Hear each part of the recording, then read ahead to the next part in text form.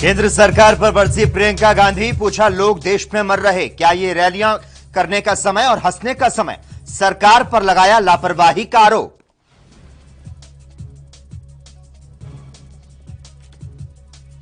राजधानी के अस्पतालों में ऑक्सीजन की कमी, जीटीबी अस्पताल में देर रात पहुंचा ऑक्सीजन टैंकर, भावुक डॉक्टर बोले खो दी थी उम्मीद। ऑक्सीजन की किल्लत से जूझ रही दिल्ली, किसी अस्पताल में एक दिन तो कहीं सिर्फ 3 घंटे का स्टॉक।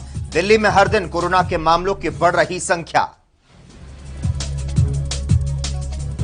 निजी अस्पतालों को 600 रुपए में मिलेगी कोविशील्ड, राज्य सरकारों के लिए 400 की एक डोज। राज्य सरकारों और प्राइवेट अस्पतालों के लिए नए दामों की लिस्ट जारी।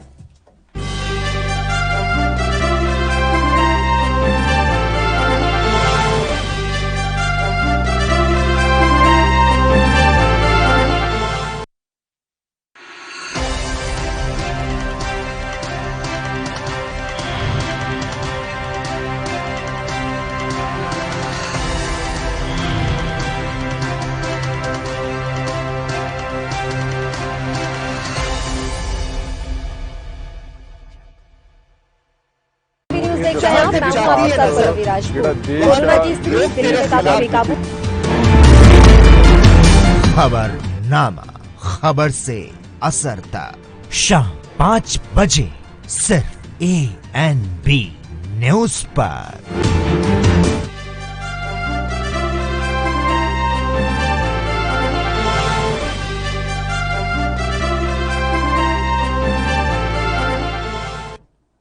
नमस्कार, ANB न्यूज में आपका स्वागत है। मैं हूं आपके साथ योगेश पांडे और मैं हूं आपके साथ लोकेश लकी जगवानी। कांग्रेस के पूर्व अध्यक्ष राहुल गांधी केंद्र की मोदी सरकार पर लगातार हमलावर हैं। कोरोना से बिगड़ती स्थिति को देखते हुए वे सरकार पर जमकर निशाना साध रहे हैं और कई मौकों पर केंद्र की रणनीति पर तंज कस रहे हैं। अब राहुल गांधी की तरफ से केंद्र सरकार की वैक्सीन रणनीति की तुलना नोटबंदी से कर दी गई है। उन्होंने लोगों की समस्या का मुद्दा उठाते हुए सरकार को आड़े हाथों लिया है। राहुल गांधी ने ट्वीट करते हुए कहा कि केंद्र सरकार की वैक्सीन रणनीति नोटबंदी से कम नहीं। आमजन लाइनों में लगेंगे, धन स्वास्थ्य जान का नुकसान झेलेंगे और अंत में सिर्फ कुछ उद्योगपतियों का फायदा होगा। तो वहीं कांग्रेस महासचिव प्रियंका गांधी ने भी सरकार पर गंभीर आरोप लगा दिए हैं। उन्होंने दावा कर दिया है कि मुश्किल समय में भी केंद्र की तरफ से भारी मात्रा में ऑक्सीजन का निर्यात किया गया है और देश में ऑक्सीजन की किल्लत देखने को मिल रही है।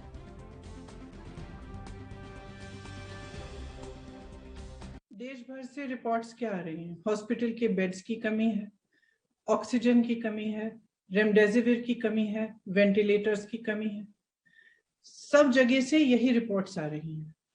अब अगर हमने ठीक तरह से प्रिपरेशन किया होता, अगर हमने तैयारी की होती, तो फर्स्ट वेव और सेकंड वेव के बीच में हमारे पास कई महीने थे कि हम इसके लिए हम तैयारी कर सकते थे। कैसे? हमारा देश जो है ऑक्सीजन का सबसे बड़ा मैन्युफैक्चरर है। India's production capacity for oxygen is one of the largest in the world. फिर ऑक्सीजन की कमी क्यों हो रही है? क्योंकि उसको ट्रांसपोर्ट करने की सुविधा नहीं बनाई गई है। आपके पास 8-9 महीने थे, आपको मालूम था, आपके अपने सीरो सर्वेज कह रहे थे कि एक सेकंड वेव आने वाली है, आपने उसको इग्नोर किया। आपके पास समय था, आप ये सुविधा बनवा सकते थे, वॉर फुटिंग पर करा सकते थे। आज स्थिति ये है कि हिंदुस्तान में मात्र 2000 ऐसी ट्रकें हैं जो ऑक्सीजन को ट्रांसपोर्ट कर सकती हैं। तो आप समझ सकते हैं कि कितनी बड़ी त्रासदी ये है कि देश में ऑक्सीजन उपलब्ध है लेकिन जहां पहुंचना चाहिए वहां पहुंच नहीं पा रहा है। देश में कोविड-19 की दूसरी लहर पूरी तरह से बेकाबू हो चुकी है और हर रोज लाखों लोग कोविड-19 की चपेट में आ रहे हैं। केंद्रीय स्वास्थ्य मंत्रालय के आंकड़ों के मुताबिक बीते 24 घंटे में 2000 से ज्यादा लोगों की मौत हो गई है और करीब 3 लाख संक्रमित मामले सामने आए हैं। तो इधर कई राज्यों में ऑक्सीजन, रेमडेसिविर और कई मेडिकल सुविधाओं की किल्लत हो रही है। ऐसे में कोरोना के खिलाफ लड़ाई और चुनौतीपूर्ण हो गई है। कोविड-19 के संक्रमण को रोकने के लिए कई राज्यों में 1 सप्ताह के लिए लॉकडाउन लगा दिया गया है, तो वहीं कुछ इलाकों में नाइट कर्फ्यू और सख्ती जारी है। इधर एयर इंडिया ने 24 से 30 अप्रैल के बीच भारत और ब्रिटेन के बीच सभी उड़ानों को रद्द कर दिया है।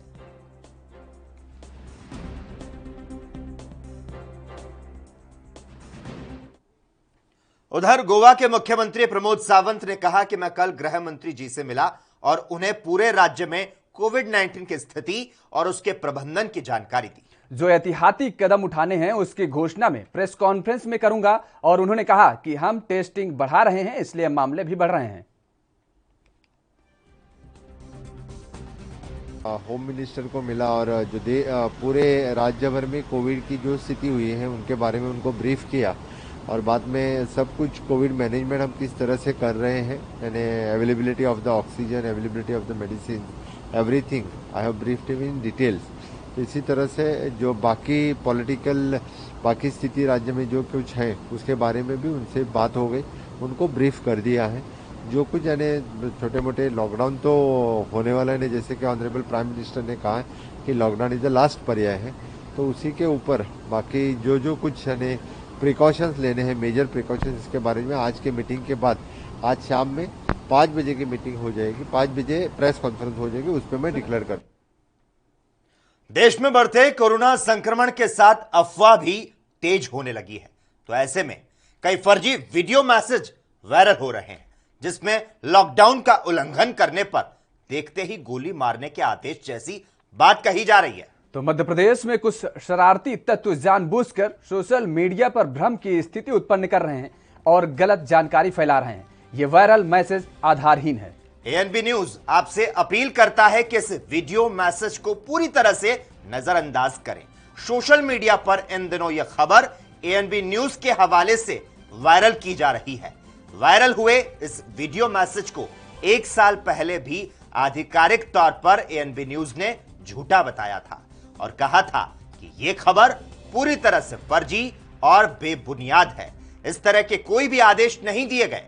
ये वीडियो मैसेज पूरी तरह से फर्जी है और गलत इरादे से वायरल किया जा रहा है। लोगों को सलाह दी जा रही है कि वो इस वीडियो मैसेज को इग्नोर करें।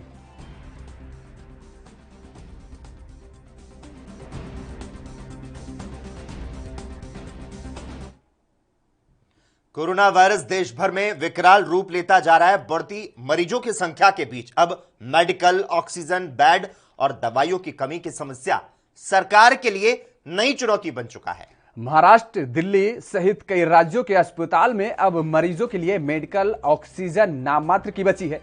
राज्य सरकार मदद के लिए केंद्र से गुहार लगा रहे हैं। ऐसे में दिल्ली सरकार में उप मुख्यमंत्री मनीष सिसोदिया ने कोरोना से लड़ाई के बीच अस्पतालों में ऑक्सीजन की कमी को लेकर केंद्र से गुहार लगाई है।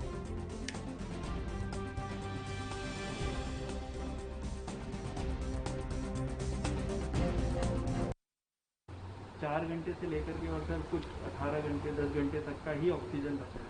ऐसा सर आपने ट्वीट भी किया, तो सर उस पर क्या अपडेट है? दिल्ली में जिस तरह से तेजी से कोरोना के मामले बढ़े हैं और इस स्ट्रेन में लोगों को ज़्यादा ऑक्सीजन की ज़रूरत पड़ती है, ऐसा डॉक्टर्स का कहना है।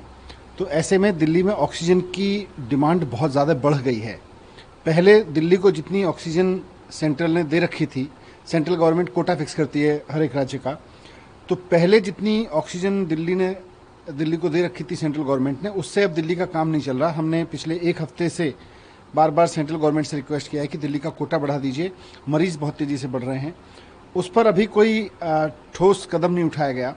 और आज हमारे साथ स्थिति यह है कि दिल्ली के बड़े बड़े अस्पतालों में 8 से 10 घंटे की 12 घंटे की ऑक्सीजन बची है और इस वक्त दिल्ली के अस्पतालों में करीब 16-17 हज़ार मरीज़ अलग अलग अस्पतालों में भर्ती हैं। और अगर अगले 10 घंटे में, 12 घंटे में या 8 घंटे में उन अस्पतालों को ऑक्सीजन नहीं मिली तो वो हॉस्पिटल्स मरीजों का इलाज कैसे करेंगे, क्योंकि कोरोना में ऑक्सीजन लगाना सबसे बड़ा ट्रीटमेंट साबित हुआ है। वैसे में उन मरीजों की जान पे बनाएगी। इसलिए मेरी रिक्वेस्ट है कि रात बहुत लंबी है और इसमें सब कुछ किया जा सकता है। अगर केंद्र सरकार चाहे तो तुरंत ऑक्सीजन का कोटा दिल्ली का बढ़ाए और ऑक्सीजन। भारत में ऑक्सीजन की कमी को लेकर कांग्रेस नेता प्रियंका गांधी ने केंद्र सरकार को जिम्मेदार ठहराया। उन्होंने ट्वीट के जरिए बताया कि भारत में ऑक्सीजन का निर्यात साल 2019-20 में 4,502 मीट्रिक टन हुआ। और साल 2020-21 में 9,300 मीट्रिक टन। इसके साथ ही उन्होंने लिखा कि हमारे यहाँ ऑक्सीजन की कमी नहीं थी, हम ऑक्सीजन के सबसे बड़े उत्पादक हैं, लेकिन सरकार ने कोरोना का खतरा होते हुए भी 2 गुना ऑक्सीजन देश के बाहर भेज दी। ऑक्सीजन की कमी से हुई मौतों का जिम्मेदार कौन है?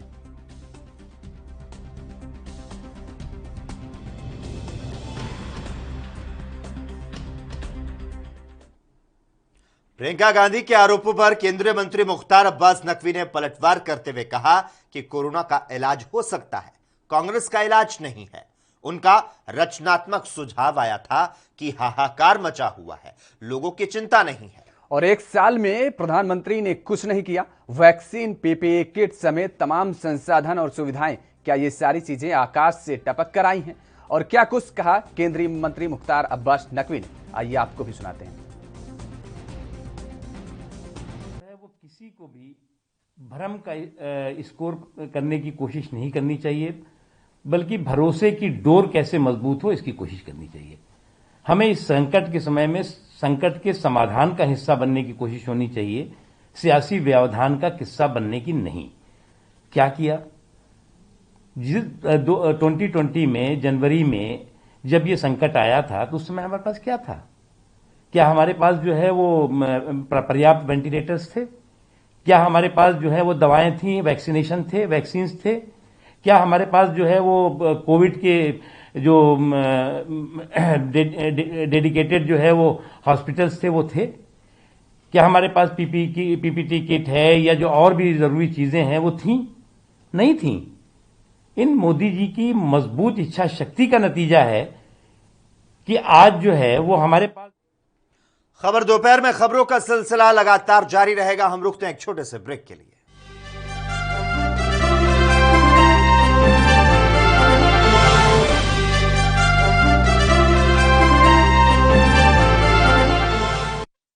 ਤੁਹਾਨੂੰ ਸਾਰਿਆਂ ਨੂੰ ਰਾਮਨਵਮੀ ਦੀ ਬਹੁਤ-ਬਹੁਤ ਵਧਾਈ ਹੋਏ। ਸਾਡੀ ਤਾਂ ਇੱਕੋ ਹੀ ਬੇਨਤੀ ਹੈ ਭਗਵਾਨ ਰਾਮ ਦੇ ਚਰਨਾਂ 'ਚ ਕਿ ਸਾਡੇ ਪੰਜਾਬ ਨੂੰ ਸੁਖੀ ਰੱਖਣ। ਆ ਜਿਹੜੀ ਮਹਾਮਾਰੀ ਦੇ ਵਿੱਚੋਂ ਆਪਾਂ ਨਿਕਲ ਰਹੇ ਹਾਂ ਉਹਦੇ ਸਾਡੇ ਪੰਜਾਬੀਆਂ ਦੇ ਸਾਰਿਆਂ ਤੇ ਹੱਥ ਰੱਖਣ ਔਰ ਆਪਣੇ ਪੰਜਾਬ ਨੂੰ ਬਚਾ ਕੇ ਰੱਖਣ।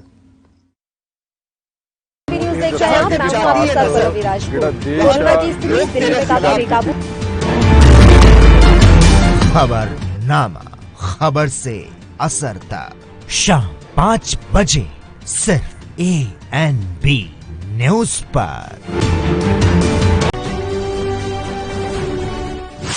किसान पंजाब दी जिंद जान हन। कैप्टन अमरिंदर सिंह दी अगवाई वाली पंजाब सरकार हर पक्ष तो किसानां दे नाल खड़ी है। मौजूदा साल विच कणक दी खरीद 10 अप्रैल तो शुरू होके 31 मई तक चलेगी। इस बार कणक दा घट्टो घट समर्थन मुल 1975 रुपए प्रति क्विंटल निश्चित किया गया है। पंजाब मंडी बोर्ड वालों एलाने खरीद केंद्रां दी गिनती 1871 है अते इस दे नाल ही कोविड दे मद्देनजर 2800 वाधू आरजी केंद्र भी खोले जाने हन। खरीद केंद्रां विच बोली दा समा सवेरे 10 बजे तो लैके शाम 6 बजे तक होवेगा अते खरीद हफ्ते दे 7 दिन जारी रहेगी। राष्ट्र धर्म रात 8 बजे सिर्फ ANB न्यूज पर। क्या आप दुबले पतले कमजोर हैं? आपकी सेहत नहीं बनती, भूख कम लगती है, वजन नहीं बढ़ता? दरअसल मेन बात खाना पीना खाना नहीं है, मेन बात है खाया पिया लगना। और अगर खाया पिया लगेगा ही नहीं तो सेहत बनेगी कैसे? इसलिए हमारी संस्था सन्यासी आयुर्वेदा ने एक ऐसी दवा बनाई है जो कि आपके पाचन तंत्र को, आपके लीवर सिस्टम को ठीक करने का काम करती है, ताकि आप जो भी खाएं उसका पूरे का पूरा निचोड़ आपके शरीर को लगे, आपकी भूख बढ़े, खाया पिया सही से लगे, नया खून बने, हड्डियों में जान आए, वजन बढ़े, ताकत बढ़े, चेहरे पर नूर आए और आप मोटे तगड़े खूबसूरत पर्सनैलिटी के मालिक बन जाएं।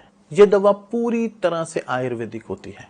इसका शरीर पर कोई भी साइड इफेक्ट, कोई भी नुकसान या दुष्प्रभाव नहीं होता। लड़के लड़कियां दोनों इसका इस्तेमाल कर सकते हैं और पहले 15 दिन के अंदर ही आपको इसका असर महसूस हो जाएगा। सिर्फ 650 रुपए की पूरे 1 महीने की दवा होती है और आप इसे घर बैठे 01145454545 पर फोन करके दवा मंगवा सकते हैं।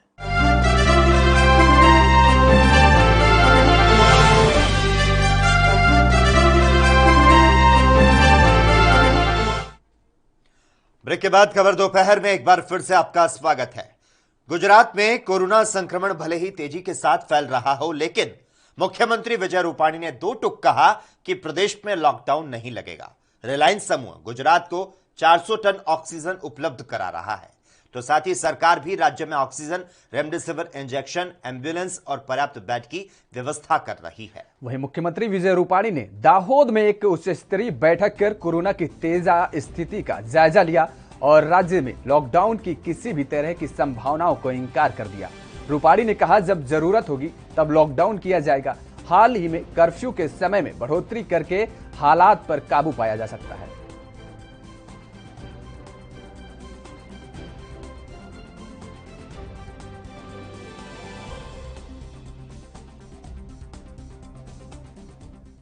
वहीं केंद्रीय मंत्री रामदास अठावले ने महाराष्ट्र में कोरोना की स्थिति को और प्रियंका गांधी को लेकर तमाम बातें कही। आइए आपको सुनाते हैं क्या कुछ कहा उन्होंने।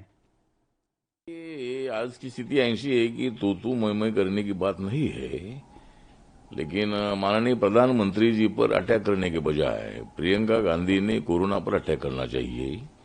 और माननीय नरेंद्र मोदी जी बार बार सभी राज्यों के मुख्यमंत्री, उसमें अपोजिशन के भी मुख्यमंत्री है, उनके साथ बात करके राज्य की जायजा ले रहे हैं। राज्य को क्या मदद चाहिए वो देने के लिए भारत सरकार तैयार है, आश्वासन दे रहे हैं और उनके पास टाइम नहीं, इसी तरह का एलिगेशन लगाना अच्छी बात नहीं है। मुझे लगता है कि प्रधानमंत्री जी है तो उनको सब देखना है और इसीलिए मुझे लगता है कि प्रधानमंत्री जी पर प्रियंका गांधी जो आरोप लगा रही है ये बिल्कुल सत्य नहीं है। प्रधानमंत्री जी पूरा ध्यान देकर कोरोना का सामना करने के लिए वो भी तैयार है और सबको आह्वान भी कर रहे हैं कि चुनाव है तो रैली करनी चाहिए। और अभी बीजेपी ने निर्णय लिया है कि सभी रैलियां, जिस तरह कोरोना वेस्ट बंगाल में भी बढ़ता जा रहा है, इसीलिए मतलब वहां की जो रैली है, ये रैली जो है ये रैली 500 लोगों की रैली रहेगी। प्रधानमंत्री जी की भी रैली अगर होती है तो 500 की रैली रहेगी और चुनाव इसीलिए वहां भी जाना है। लेकिन उसके बाद प्रधानमंत्री जी रोज दिल्ली आते हैं और कोरोना का जो जानकारी है पूरे राज्य की लेती है। उनको जो ऑक्सीजन है, रेमडेसिविर का इंजेक्शन है, या मतलब सभी राज्यों को बेड बढ़ाने के आदेश भी दे दिए हैं और जो भारत सरकार कर सकती है वो पूरी मदद माननीय नरेंद्र मोदी जी के द्वारा हो रही है। इसीलिए उनके ऊपर ऐसा आरोप लगाना ठीक नहीं है। और कांग्रेस पार्टी भी रैली कर ही रही है, कांग्रेस पार्टी वहां कर रहे, ममता दीदी भी कर रही है, वामपंथी भी कर रहे हैं। तो मुझे लगता है कि चुनाव है तो रैली करने का जो अधिकार है या रैली करने की जिम्मेदारी सभी पार्टियों की होती है। दिक्कत इसलिए हुई कि आपने देखा है कि जनवरी फरवरी में केसेस बहुत कम आ रही थी। अभी हमारे महाराष्ट्र में तो भी 60-60 हजार केस आ रही है, लेकिन महाराष्ट्र में 2000-2500 केस पूरे महाराष्ट्र में आती थी। तो जब अपने कंपनियों का प्रोडक्शन है, उनका बिजनेस है, धंधा है, तो जब इंडिया के बाहर के लोगों को जब रेमडेसिविर की आवश्यकता थी, दवा की आवश्यकता थी, वो दवा देने का काम अपने भारत के लोगों ने, भारत की कंपनियों ने किया है।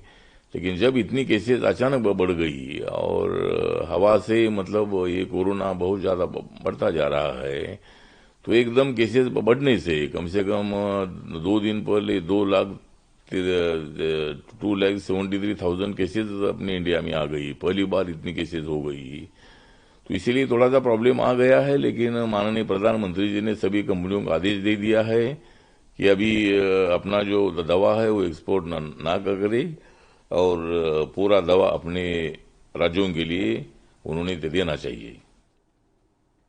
उधर सुप्रीम कोर्ट 22 अप्रैल से सिर्फ अर्जेंट मामलों की सुनवाई करेगा। कोरोना संक्रमण के बढ़ते मामलों को देखते हुए गुरुवार से लेकर अगले आदेश तक कोर्ट बंद रहेगा। मंगलवार को इस संबंध में नोटिस भी जारी कर दिया गया और इसके मुताबिक बुधवार से सुनवाई के लिए सिर्फ अर्जेंट मामलों की ही लिस्ट किया जाएगा और साथ ही 22 अप्रैल से सिर्फ अर्जेंट मामलों की ही सुनवाई की जाएगी। पहले से लिस्टेड मामलों की सुनवाई को टाल दिया गया है। बताया जा रहा है कि सुप्रीम कोर्ट रजिस्ट्री के कई लोग कोरोना संक्रमित हो चुके हैं, जिसके बाद यह फैसला लिया गया कि गुरुवार से ही रेगुलर कोर्ट्स और रजिस्ट्रार कोर्ट्स नहीं बैठेंगे, सिर्फ और सिर्फ अर्जेंट मामलों की सुनवाई की जाएगी।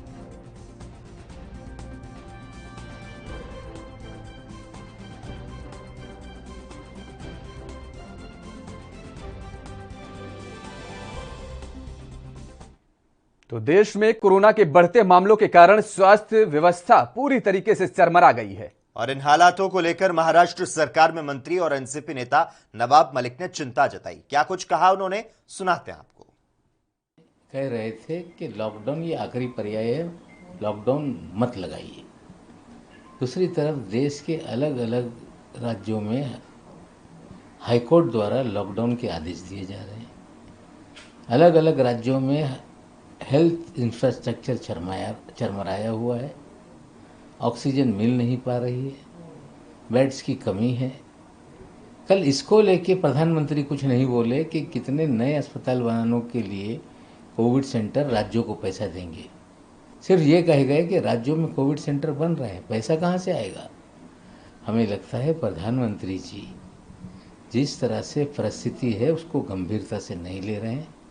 बंगाल का चुनाव अभी बाकी है, कहीं ना कहीं धार्मिक कार्यक्रम देश में बड़ा आयोजन है वो भी चल रहा है। इन दो चीज़ों को लेकर प्रधानमंत्री जी चुप रहे हैं। लॉकडाउन नहीं लगेगा इस तरह का एक उन्होंने आभास निर्माण करने का काम किया है। अगर लॉकडाउन नहीं लगेगा कहते हैं आप, तो किस तरह से लोगों की जानें बचाई जाएंगी, इसके बारे में भी प्रधानमंत्री जी कुछ नहीं बोले। दिल्ली में अकेले लगभग 28,500 मामले प्रतिदिन निकल रहे हैं।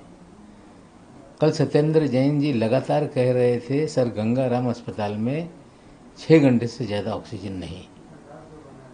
हमें लगता है कि जिस तरह की परिस्थिति है, हाईकोर्ट ने फटकार लगाई है केंद्र को, और फिर भी जिस तरह से केंद्र का रवैया है, हमें लगता है ये ढुलमुल रवैया है। आज केंद्र को चाहिए कि दिल्ली देश की राजधानी है, सिर्फ राज्य सरकार कुछ कर रही है। आपकी जिम्मेदारी है कि बड़े पैमाने पे राज्य को पैसा मुहैया कराते, जब वो कोविड सेंटर खड़ा करते, ऑक्सीजन की आपूर्ति के लिए ध्यान देते। लेकिन हमें लगता है कि जहाँ विपक्ष की सरकारें हैं वहाँ पे कुछ ऐसे हालात बने ताकि लोग राज्यों के खिलाफ हो जाएं। ये नीति से सरकार काम कर रही है, ये सच्चाई है। तो कोरोना वायरस के बढ़ते मामलों के बीच देश की राजधानी दिल्ली में 6 दिन का लॉकडाउन लागू है और यह लॉकडाउन 26 अप्रैल सुबह 5 बजे तक लागू रहेगा। इस बीच दिल्ली पुलिस में लॉकडाउन का पालन सही तरीके से हो, इसके लिए सख्ती बरत रही है। लॉकडाउन को लेकर दिल्ली पुलिस न सिर्फ बस और टैक्सी बल्कि ऑटो और आम जन की चेकिंग कर रही है और इसी का नतीजा है कि दिल्ली में सारे बाजार, गली मोहल्ले, सड़कें सब वीरान नजर आ रहे हैं। बता दें कि दिल्ली में बीते 24 घंटे में कोरोना के 28,395 नए मामले सामने आए हैं और 277 लोगों की मौत हुई है। अब दिल्ली में कुल संक्रमित मरीजों की संख्या 9,05,541 हो गई है। इनमें से 8,07,328 लोग स्वस्थ हो चुके हैं।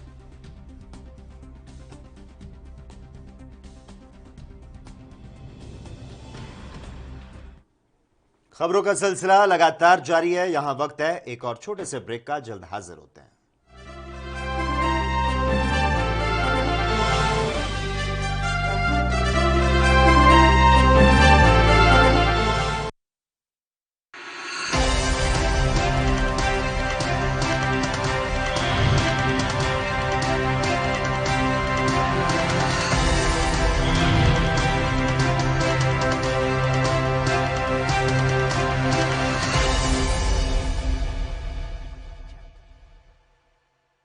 ਸਾਰਿਆਂ ਨੂੰ ਰਾਮਨਵਮੀ ਦੀ ਬਹੁਤ-ਬਹੁਤ ਵਧਾਈ ਹੋਏ।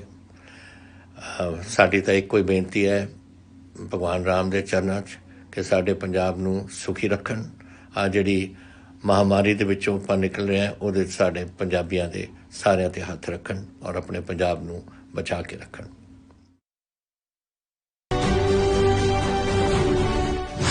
ਕਿਸਾਨ ਪੰਜਾਬ ਦੀ ਜਿੰਦ ਜਾਨ ਹਨ। ਕੈਪਟਨ ਅਮਰਿੰਦਰ ਸਿੰਘ ਦੀ ਅਗਵਾਈ ਵਾਲੀ ਪੰਜਾਬ ਸਰਕਾਰ ਹਰ ਪੱਖ ਤੋਂ ਕਿਸਾਨਾਂ ਦੇ ਨਾਲ ਖੜੀ ਹੈ। ਮੌਜੂਦਾ ਸਾਲ ਵਿੱਚ ਕਣਕ ਦੀ ਖਰੀਦ 10 ਅਪ੍ਰੈਲ ਤੋਂ ਸ਼ੁਰੂ ਹੋ ਕੇ 31 ਮਈ ਤੱਕ ਚੱਲੇਗੀ। ਇਸ ਵਾਰ ਕਣਕ ਦਾ ਘੱਟੋ-ਘੱਟ ਸਮਰਥਨ ਮੁੱਲ 1975 ਰੁਪਏ ਪ੍ਰਤੀ ਕੁਇੰਟਲ ਨਿਸ਼ਚਿਤ ਕੀਤਾ ਗਿਆ ਹੈ। ਪੰਜਾਬ ਮੰਡੀ ਬੋਰਡ ਵੱਲੋਂ ਐਲਾਨੇ ਖਰੀਦ ਕੇਂਦਰਾਂ ਦੀ ਗਿਣਤੀ 1871 ਹੈ ਅਤੇ ਇਸ ਦੇ ਨਾਲ ਹੀ ਕੋਵਿਡ ਦੇ ਮੱਦੇਨਜ਼ਰ 2800 ਵਾਧੂ ਆਰਜ਼ੀ ਕੇਂਦਰ ਵੀ ਖੋਲੇ ਜਾਣੇ ਹਨ। ਖਰੀਦ ਕੇਂਦਰਾਂ ਵਿੱਚ ਬੋਲੀ ਦਾ ਸਮਾਂ ਸਵੇਰੇ 10 ਵਜੇ ਤੋਂ ਲੈ ਕੇ ਸ਼ਾਮ 6 ਵਜੇ ਤੱਕ ਹੋਵੇਗਾ ਅਤੇ ਖਰੀਦ ਹਫਤੇ ਦੇ 7 दिन जारी रहेगी। क्या आप दुबले पतले कमजोर हैं, आपकी सेहत नहीं बनती, भूख कम लगती है, वजन नहीं बढ़ता? दरअसल मेन बात खाना पीना खाना नहीं है, मेन बात है खाया पिया लगना। और अगर खाया पिया लगेगा ही नहीं तो सेहत बनेगी कैसे? इसलिए हमारी संस्था सन्यासी आयुर्वेदा ने एक ऐसी दवा बनाई है जो कि आपके पाचन तंत्र को, आपके लीवर सिस्टम को ठीक करने का काम करती है, ताकि आप जो भी खाएं उसका पूरे का पूरा निचोड़ आपके शरीर को लगे, आपकी भूख बढ़े, खाया पिया सही से लगे, नया खून बने, हड्डियों में जान आए, वजन बढ़े, ताकत बढ़े, चेहरे पर नूर आए और आप मोटे तगड़े खूबसूरत पर्सनैलिटी के मालिक बन जाए।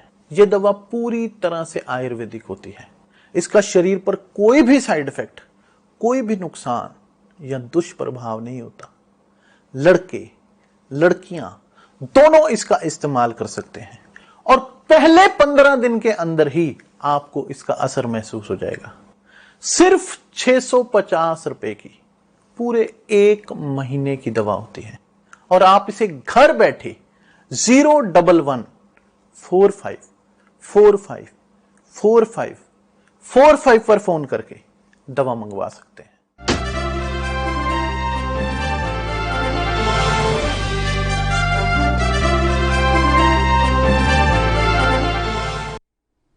ब्रेक के बाद एक बार फिर से आपका स्वागत है। कोरोना के बढ़ते मामलों और बिगड़ते हालातों पर आरजेडी सांसद मनोज झा ने अपनी प्रतिक्रिया दी है और इसके साथ ही उन्होंने सरकार को भी कुछ सुझाव दिए हैं। आइए सुनाते हैं क्या कुछ कहा उन्होंने। ये सच नहीं है कि विपक्ष को सुनना नहीं चाहते आप। सत्ता पक्ष और विपक्ष चुनाव के बाद एक सामूहिक चिंतन में जाना चाहिए। विपक्ष की ओर से कोई सलाह आती है, चाहे यहाँ केंद्र में हो या राज्य में, वहां तेजस्वी जी दे रहे हो, आप रिडिक्यूल करते हो, उपहास उड़ाते हो और फिर 96 घंटे बाद, 12 घंटे बाद वही करते हैं। तो ये जो नजरिया है, इससे आप इस आपदा में नहीं लड़ पाएंगे। महत्वपूर्ण यह है, मैं बार बार दोहरा रहा हूं बीते कई दिनों से, 2 दिन का आप डेडिकेटेड सेशन कोरोना पे बुलाइए। पूरे देश में हाहाकार बचा हुआ है, केंद्र बनाम राज्य हो रहा है, राज्य बनाम राज्य हो रहा है, ऑक्सीजन नहीं मिल पा रहा है, जो महत्वपूर्ण दवाइयां हैं वो लोगों को उपलब्ध नहीं हो पा रही। आप हाहाकार देखिए सोशल मीडिया पे। हम सब अपने आप को इतना जिंदगी में असहाय कभी नहीं महसूस किए थे। ये कहीं तो इसकी जिम्मेवारी फिक्स होगी, या मान लें एक्ट ऑफ गॉड है। एक्ट ऑफ गॉड नहीं है, act of mismanagement, act of lack of assessment, act of lack of imagination. इन सब चीज के लिए अभी भी मैं बार बार दोहराता हूं कि सरकार की व्यवस्थाएं असफल होती हैं, खुशी नहीं होती। सरकार मेरी भी है, लेकिन यह असफलता क्यों हो रही है? हालात क्यों पैदा हो रहे हैं कि एक मंत्री आकर के डिमांड सप्लाई पे थियरी दे रहे हैं इस वक्त में, जब इतनी भारी आपदा से हम गुजर रहे हैं? इस पर तो चिंता करनी होगी। इसमें महत्वपूर्ण है, ये वो आंकड़े हैं जो टेस्टिंग के हैं। टेस्टिंग के कई राज्यों को मैं जानता हूं, मेरा अपना राज्य भी उसमें है, उत्तर प्रदेश है, जहां पर टेस्टिंग के नाम पे फर्जीवाड़ा हो रहा है। क्यों नहीं आप कर सकते हैं? क्योंकि आपको पता है कि जो स्केल पे, जिस स्केल पे ये बढ़ रहा है ना, हमारे हाथ से लगभग चीजें निकल चुकी हैं। अभी भी वक्त है। ये सिर्फ हम लॉकडाउन और कंटेनमेंट जोन के इस रिडल से निकल करके ये तय करें कि मैक्सिमम टेस्ट हो, ट्रैक हो, उसके बाद अपना दायरा बढ़ाएं। क्योंकि आप देख लीजिए सोशल मीडिया या जनरली लोग चित्कार कर रहे हैं, एक बेड दिला दो। लोग असफल हो रहे हैं, हम असफल हो रहे हैं, दवाइयां दिला। ये क्यों हो रही है परिस्थितियां? ये मैं बार बार कह रहा हूं, ये हमने भारी भूल की कि बीच रास्ते पीठ थपथपानी शुरू कर दी कि हमने कोरोना पर विजय पा ली। अब कम से कम उस नजरिए को बदलना होगा। उन्होंने इसको पहला ऑप्शन बना दिया था और तब भी हमने कहा था आपके माध्यम से कि लॉकडाउन दवाई नहीं है कोरोना के खिलाफ, ये वैक्सीन नहीं है, कोई साइंटिफिक एविडेंस नहीं है कि ये चेन को ब्रेक कर देता। कम से कम मैंने नहीं देखा अब तक। हाँ, वो आपको क्वेश्चन देता है कि आप अपने हेल्थ इंफ्रास्ट्रक्चर का दायरा बढ़ाइए, हॉस्पिटल की परिस्थितियां सुधारिए। कल प्रधानमंत्री जी से बहुत उम्मीद थी, देश के प्रधानमंत्री है ना, हमारा प्रधानमंत्री कोई दूसरे थोड़े ही है, वही है। तो उनसे आग्रह इच्छा थी कि ऑक्सीजन की किल्लत के बारे में बोलते, जो वो दवाई है रेमडेसिविर उसके बारे में बोलते, अन्य जो महत्वपूर्ण दवाइयां हैं जिसका इस्तेमाल हो रहा है पूरे देश में, चाहे कितनों मिसकम्युनिकेशन किया जाए कि ये दवाइयां महत्वपूर्ण, लेकिन उसी पर तो इलाज चल रहा है, उसके बारे में प्रधानमंत्री जी नहीं बोले। सहकारी संघवाद की परीक्षा का क्षण है ये, इसमें कोई ये मुगालते में ना रहे कि ये महाराष्ट्र का मामला है, बिहार का मामला है, उत्तर प्रदेश का मामला है। ये सारा मामला इस हिंदुस्तान का है और प्रधानमंत्री जी को सकारात्मक पहल करनी होगी। सत्ता पक्ष, विपक्ष और एक्सपर्ट्स को लेकर के ये कोर टीम बनाइए, उसे आप नेशनल गवर्नमेंट कहिए या ना कहिए, एक कोर टीम बनाइए जो इस आपदा की घड़ी में दलीय दायरों से ऊपर उठ करके कुछ कर सके, कुछ सलाह दे सके। प्रधानमंत्री नरेंद्र मोदी ने कोरोना संकट में एक बार फिर से देश को संबोधित किया, लेकिन इस बार पीएम मोदी के भाषण पर लगातार सवाल उठ रहे हैं। चुनावी रणनीतिकार प्रशांत किशोर ने पीएम मोदी पर निशाना साधा और कहा कि कोविड पर जीत का श्रेय लेकर उन्होंने लोगों को धोखा दिया था। वहीं पीके ने अपने ट्वीट में लिखा, अपनी दूरदृष्टि और समझ की कमी छुपाने के लिए समस्याओं को अनदेखा करती मोदी सरकार, जीत का दावा करके लोगों को धोखा दिया गया है और अगर समस्या बनी रहती है तो दूसरों को जिम्मेदार ठहराया जाता है। जब स्थिति ठीक हो जाती है तो भक्तों की आर्मी के साथ क्रेडिट लेने आ जाते हैं।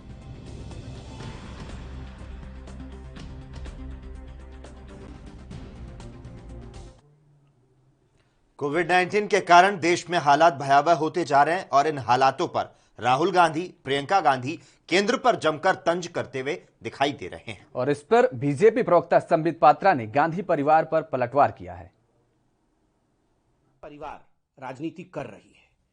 आज प्रियंका गांधी ने भी एक प्रेस कॉन्फ्रेंस किया है, प्रियंका गांधी ने भी एक इंटरव्यू दिया है, राहुल गांधी ने भी ट्वीट किए हैं जो कि वो हर दिन करते हैं और जिस प्रकार से वो आलोचना कर रहे हैं, हमें लगता है देश ये देख रहा है और देश उन्हें जवाब भी देगा। बहुत दुख के साथ कहना पड़ रहा है, the arrogance of the Gandhi family, ये जो घमंड है गांधी परिवार का, वो कहीं ना कहीं इस आपदा की घड़ी में संपूर्णतः देश के सामने झलक रहा है। बंधुगण, आप उनके तरीकों को देखिए। एक दिन कांग्रेस पार्टी एक चिट्ठी लिखती है, अगले दिन आदरणीय मनमोहन जी से एक चिट्ठी लिखवाया जाता है, सोनिया जी कुछ कहती हैं और वो एक चिट्ठी लिखती हैं, राहुल जी सुबह से दोपहर से शाम तक 3-3, 4-4 ट्वीट करते हैं, फिर प्रियंका जी अगले दिन आके इंटरव्यू देती है। तो स्वाभाविक रूप से जिसको प्रियंका जी कह रही हैं कि वो सुझाव देना चाहती हैं, दरअसल कांग्रेस पार्टी कोई सुझाव देना नहीं चाहता है, कांग्रेस पार्टी तंज करना चाहता है। और अगर सही मायने में कहूं तो दुख के साथ कहना चाहता हूं, Congress party is trying to sell its failed product yet again and it is seeing the pandemic as an opportunity for the same. ये जो पैंडेमिक पूर्ण है, हर राज्य का दायित्व सरकार के ऊपर है, सरकार निर्वाहन कर रही है, हर राज्य के साथ मिलकर के बात कर रही है यह सरकार। किंतु क्या ये सत्य नहीं है कि महाराष्ट्र ने जिस प्रकार से अपने आप को प्रिपेयर्ड नहीं किया, महाराष्ट्र की जो महाअघाड़ी सरकार है, उस सरकार ने जिस प्रकार से एक इनसेंसिटिविटी दिखाई, जिस प्रकार से वहां भ्रष्टाचार होता रहा, उसका नतीजा रहा कि आज लगभग 40 से 50% केस एक ही राज्य से आ रहा है और वो है महाराष्ट्र। पिछले वर्ष महाराष्ट्र में कहा गया था कि ये जो माइग्रेंट लेबर हैं, जब ये अपने घर जाएंगे तो इनको जो टिकट है, ये टिकट का खर्चा एमवीए सरकार अर्थात अघाड़ी सरकार देगी। 1 वर्ष हो गया उस बात को। आज भारतीय जनता पार्टी पूछती है और दुख के साथ पूछती है, क्योंकि हम पे सवाल उठाया गया है कि क्या 1 पैसा किसी भी माइग्रेंट लेबर को मिला? क्या किसी के भी टिकट को रियंबर्स किया गया? बिल्कुल नहीं। ये एमवीए सरकार, कांग्रेस पार्टी और बाकी जो गठबंधन में है, वो वसूली में व्यस्त रहे। प्रियंका जी, आज महाराष्ट्र की सरकार को लेकर आज वहां कांग्रेस जो कर रही है, उस पर एक शब्द आप या आपके भाई नहीं बोल रहे। क्यों? वसूली का हिस्सा आपके परिवार को भी पहुंचता है। जहां तक पैंडेमिक का सवाल है, मोदी सरकार दिन रात राज्य सरकारों के साथ संपर्क में है, किस प्रकार से ऑक्सीजन, किस प्रकार से बेड की संख्या बढ़ाई जा सके, किस प्रकार डॉक्टर, नर्सेज, वार्ड बॉयज और जो कोरोना वॉरियर्स हैं उनके माध्यम से हम इस जंग को जीत सके। आप रोज देख रहे हैं प्रधानमंत्री किसी न किसी स्टेक होल्डर के साथ, वैक्सीन मैन्युफैक्चरर्स के साथ, डॉक्टर्स के साथ, नर्सेस के साथ, हर चीफ मिनिस्टर्स के साथ, हर स्टेक होल्डर के साथ प्रधानमंत्री कन्वर्सेशन में है, कम्युनिकेशन में है, उनसे सुझाव ले रहे हैं और जो हो सकता है बिल्कुल 100% किया जा रहा है।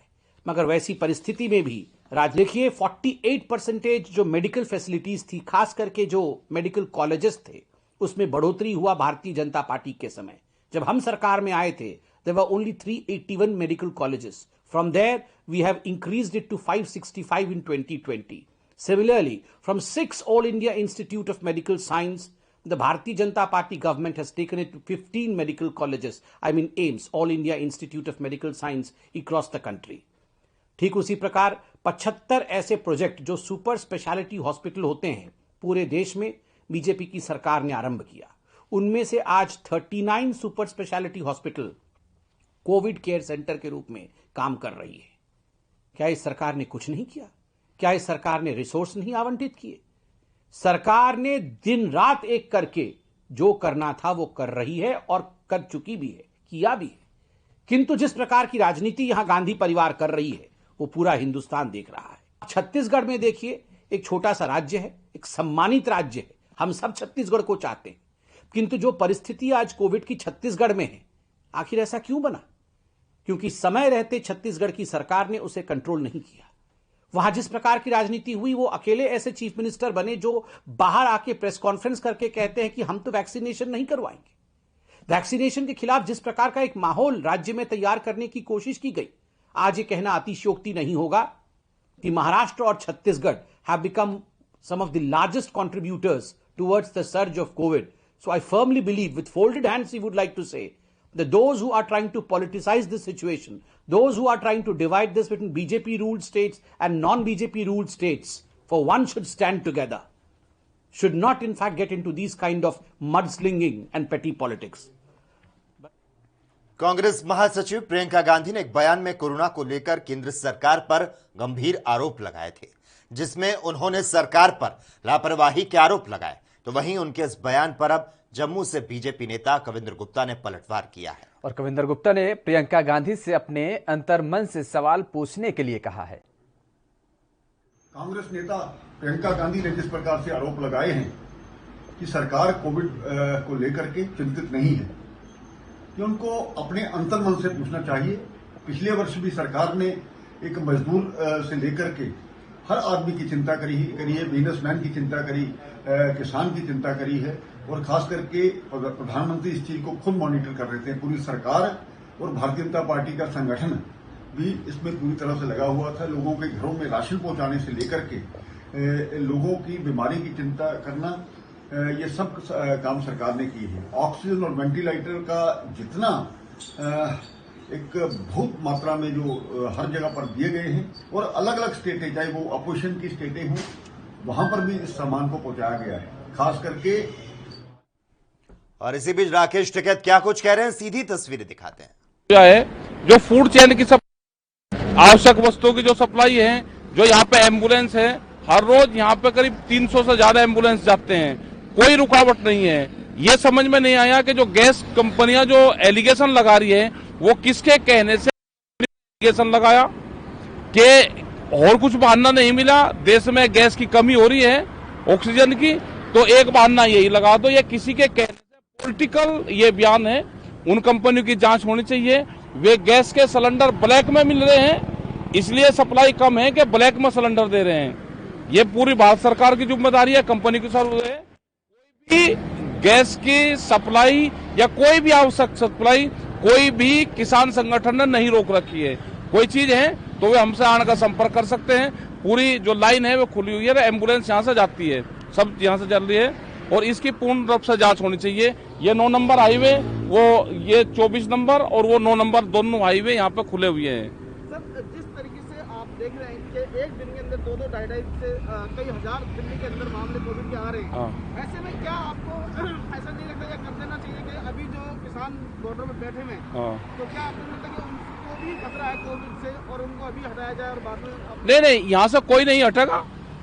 यहाँ पे ये हमारा घर है, हमारे गांव हैं, हमारी ये कॉलोनियां हैं, इसमें मकान बने हुए हैं। हम जो भी सोशल डिस्टेंस होगा उसका पालन करेंगे, जो भी कोविड की गाइडलाइंस होगी उसका पालन करेंगे, सोशल डिस्टेंस से रहेंगे, मास्क लगाएंगे।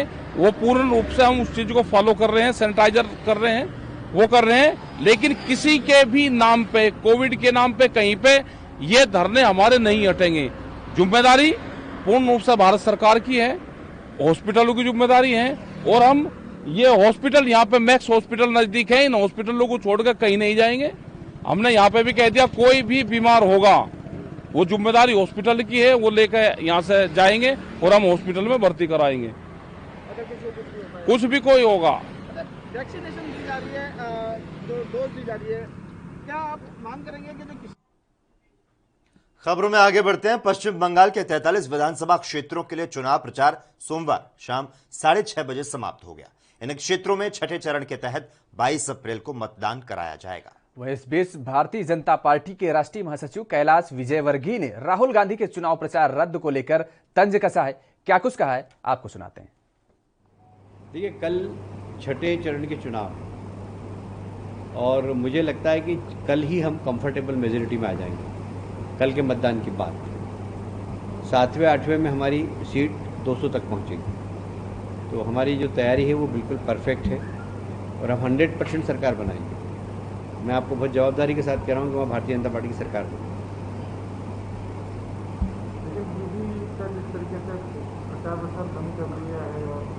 जी, कांग्रेस ने भी कांग्रेस के प्रचार बंद करने से और प्रचार करने से बंगाल में कोई फर्क नहीं पड़ता। कांग्रेस है ही नहीं, वहाँ सिर्फ 2 डिस्ट्रिक्ट के अंदर कांग्रेस है, मालदा में और मुर्शिदाबाद, उसके अलावा कांग्रेस है ही नहीं। और इस बीच इस वक्त की बड़ी खबर का रुख कर लेते हैं महाराष्ट्र से। इस वक्त की बड़ी खबर, नासिक में दर्दनाक हादसा हुआ है। अस्पताल में ऑक्सीजन टैंक लीक होने से यह बड़ा हादसा हो चुका है। इस वक्त की बड़ी जानकारी महाराष्ट्र से आपको दे दें। अस्पताल में 10 मरीजों की मौत हो चुकी है। ऑक्सीजन लीक होने की वजह से कुछ देर के लिए सप्लाई ठप हो गई थी और इसी दौरान मरीजों की मौत की जानकारी मिल पा रही है। देश में एक तरफ ऑक्सीजन की भारी किल्लत देखने को मिल रही है और दूसरी ओर महाराष्ट्र के नासिक में यह बड़ा हादसा हो गया है। जाकिर हुसैन अस्पताल में ऑक्सीजन टैंक लीक कर गया, जिसके बाद हड़कंप मच गया। नासिक के इस दर्दनाक हादसे में 10 मरीजों की मौत हो गई है और अस्पताल में ऑक्सीजन टैंक लीक होने की यह खबर आ रही है। इस वक्त की बड़ी खबर आपको बता दें कि नासिक से आ रही है, जहां पर ऑक्सीजन टैंक लीक होने की खबर है। इस हादसे में 10 मरीजों की मौत हो गई है।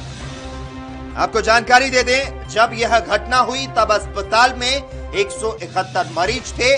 ऑक्सीजन लीक होने की घटना के बाद अस्पताल में भर्ती मरीजों को दूसरे हॉस्पिटल में शिफ्ट किया गया था। इस हालात को लेकर राज्य के स्वास्थ्य मंत्री राजेश टोपे ने कहा कि अब लीकेज को कंट्रोल कर लिया गया। और इसी के साथ ही इस वक्त के बुलेटिन में बस इतना ही। तमाम अहम खबरों के लिए लगातार आप देखते रहिए एएनबी न्यूज।